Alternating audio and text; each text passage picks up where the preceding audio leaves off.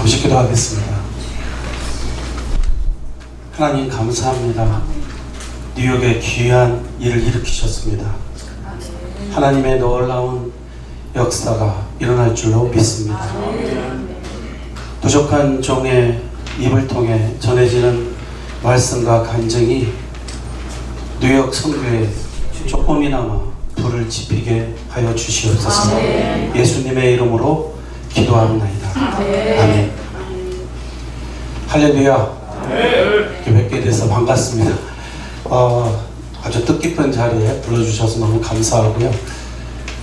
엊그제 제가 그 백신 4차를 맞았는데 이번 건 너무 아팠습니다. 그래서 어젯밤까지 계속 열이 나고 하는 중에 오늘 이렇게 왔습니다. 좀 두서없이 말씀을 전해도 순서 있게 그냥 알아들으시면 감사하겠습니다. 오늘 제가 본문으로 선택한 구절은 이 그리스도인이라면 누구나 다 잘 아는 구절입니다. 이 구절은 예수님이 이 세상에서 마지막으로 제자들과 교회에게 주신 사명의 말씀입니다. 이런 이유로 저는 이 말씀을 교회 성부로 잡고 선택하고 31년을 목회해오고 있습니다. 이 말씀만 생각하면 교회가 그 본연의 자세로 돌아가는 느낌을 갖게 되기 때문에 그렇습니다.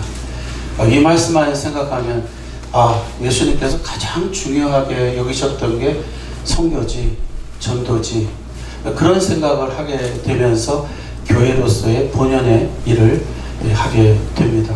그리고 또 이런 일을 하게 될 때 느끼게 되는 것은 예수님께서, 하나님께서 가장 기뻐하는 게 선교구나, 또 전도구나 하는 것을 피부로 느끼면서 목회를 해오고 있습니다. 무슨 말씀을 제가 드리겠습니까? 선교를 통해서 우리 교회가 어떻게 변해 왔는지를 아주 잠깐 동안 말씀을 드리려고 합니다.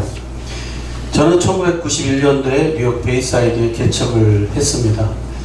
이제 31년째 그렇게 목회를 하고 있는데 개척 멤버가 없이 시작을 하니까 교회가 너무 어려웠습니다. 강도사 때 시작을 했는데 상당히 어려웠습니다. 가장 어려웠던 것은 뭐니 해도 재정이었습니다.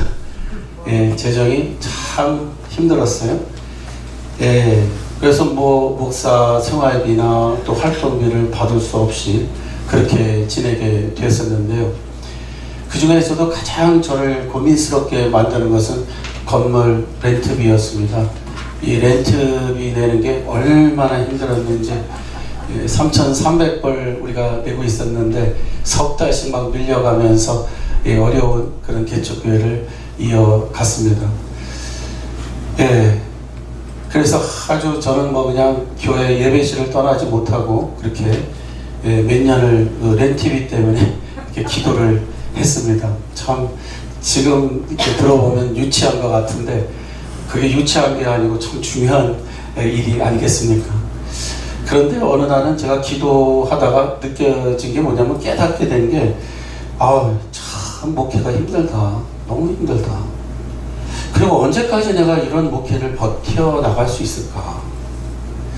언젠가는 그냥 문을 닫게 되지 않을까? 이런 고민에 제가 빠지게 됐습니다. 그러면서 제가 느껴지는 게 뭐였냐면 그동안 계속 저에게 부담을 주었던 그 선교라는 것이 있었는데요. 선교라는 이야기만 나오면 제가 무슨 생각을 했냐면 있어야 남도 주지, 없는데 어떻게 줘? 내 건물 렌트비도 없는데 어떻게 남을 줄 수 있어? 그렇기 때문에 저는 할 수 없다 이렇게 생각을 했습니다. 그런데 이렇게 힘들게 목회를 하다가 결국 문을 닫게 된다면 후회할 것도 선교를 하지 않은 것이 아닐까 이런 생각을 하게 됐습니다. 그래서 이 선교를 해봐야 되겠다 해서 이제 3군데를 이렇게 정해가지고 선교지에 이제 선교금을 보내게 됐는데 참 희한한 거는요, 렌트비는 계속 모자랐는데 선교는 할 수 있게 하시더라고요. 그래서 이번엔 6군데를 드렸어요. 그랬더니 똑같이 렌트비는 어려운데 선교는 할 수 있어요. 그래서 제가 딱 느꼈던 게 제가 이 계산이 좀 빠르거든요. 그래서 계산을 해보니까 선교하고 렌트비하고는 완전히 질이 다른 거구나 이게. 그래서 그렇다면 선교를 더 열심히 해봐야지 해갖고 이제는 이 선교 뭐 금만 보내는 것이 아니라 16명의 단기 선교팀을 구성해서 이제 도미니카로 떠나게 됐습니다. 그런데 이게 좀 뭐가 하여간 뭐 과정이 많았는데 저희는 거기 가가지고 결국은 슈퍼마켓 가서 기타 치면서 전도하고 현지인들에게 그러다가 도미니카 목사님 한 분을 거기서 만나게 됐습니다. 그래서 그 도미니카 목사님이 또 우리하고 같은 신앙인 것을 알고는 이제 그분이 일하는 지역으로 이제 가서 그 교회를 위해서 조그맣게 여름 성경학교 하고 그리고 저는 이제 그 지역의 목사님들을 모아서 제자 훈련 사역을 하기 시작했습니다. 뭐 결론적으로는 뭐냐면요. 그렇게 어렵던 교회가 2년 만에 조그마한 건물 부지를 하나 사게 됐어요. 할렐루야. 그래서 이게 선교가 이게 보통 하나님이 좋아하시는 게 아니구나 이게. 좋은 일은 흉내만 내도 좋은 건데 하나님이 이렇게 좋아하시는 걸 아니 피부로 느끼게 하시니까 아예 대대적으로 하자. 이래가지고 이제 대대적으로 시작을 하게 되었습니다. 뭐 그렇게 해가지고 가서 이제 어린이들을 위한 여름 성경학교를 10일 동안 캠프를 열어서 초청하고 또 의료 선교도 하고 또 저는 가서 좀 더 크게 이제 목회자 세미나를 하면서 제자 훈련을 하기 시작했습니다. 그리고 선교지에 교회당이 필요한 교회 건축을 해주고 우리가 그렇게 힘이 생기더라고요. 그리고 학교를 막 지어주고 이런 일들이 일어나게 됐어요. 그 결과는 기적같이 지금 우리 교회가 위치한 그 지역에 집 7채를 사가지고요. 건물을 짓고 주차장 만들고 막 이 교회가 처음 시작할 때하고 지금은 너무나 달라진 거예요. 할렐루야. 그래서 제가 말씀드릴 수 있는 것은 하나님께서는 너무 선교를 좋아하신다. 왜 그렇게 좋아하실까? 선교하면 한 사람이라도 더 구원받고 하나님 나라 들어가니까. 그러니까 선교를 그렇게 좋아하시고 그걸 느꼈습니다. 저는 이런 간증을 우리 교회 성도님들에게 자주 하였는데 선교를 시작한 그들의 삶에도 기적이 일어났어요. 좀 이 머티리얼리스틱한 그런 이야기처럼 들리는데 저는 그렇게 하나님이 느끼게 하셨어요. 선교를 통해서. 어떤 분은 거의 그냥 뭐 움직이지도 못하는 그런 분이었는데 우리 교회 장로님이셨거든요. 이분이 하루는 제가 그래도 스페니쉬를 할 줄 알았는데 몸만 조금만 움직일 수 있으면 선교를 가겠습니다 이랬는데 몸이 좀 움직여져요. 그래서 선교를 가는데 지금 뭐 날라다니세요. 선교 거의 지금 한 15년 이상 하고 계시거든요. 그분이 뭐 건축 뭐 이런 것들을 다 그분이 주도하세요. 그런가 하면은 또 애 못 낳는 사람이요. 주님 제가 선교를 갔더니 애를 주세요 그랬더니 주시는 거예요. 참 미안한 일이죠.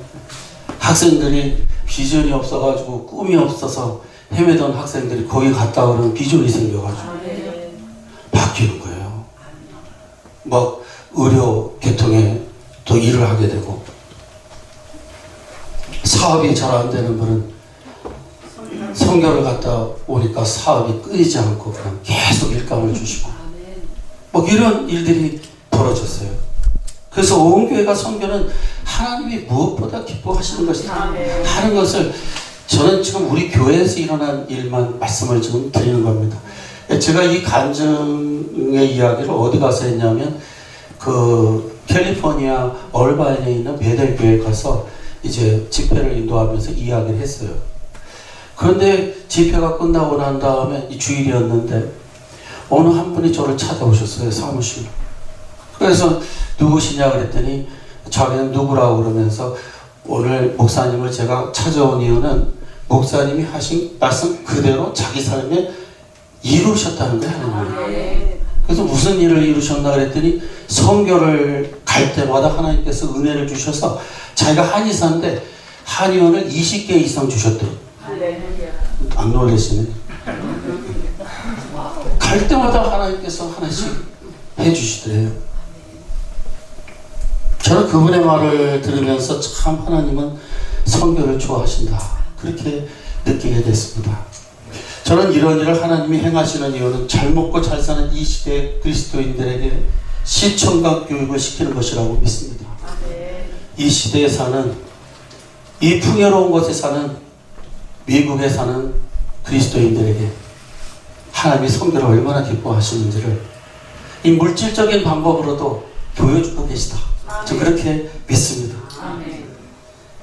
하나님은 선교를 기뻐하시니 무엇보다 힘쓸 것이다, 이것을 우리에게 말씀하고 있다고 믿습니다. 지금 저희가 아는 도미니카 단기 선교는 21년 동안 대단한 하나님의 은혜로 번창하게 되었습니다. 야, 그 가난하게 시작한 선교가 이 단기 선교만 갔는데 어떤 일이 벌어졌냐면요, 매해 1000명의 아이들이 우리가 설치한 그 캠프에 와가지고 10일 동안을 먹고 자면서 은혜를 받습니다. 그리고 그들은 그곳에 참여하기 위해서 1년 내내 교회를 출석해요.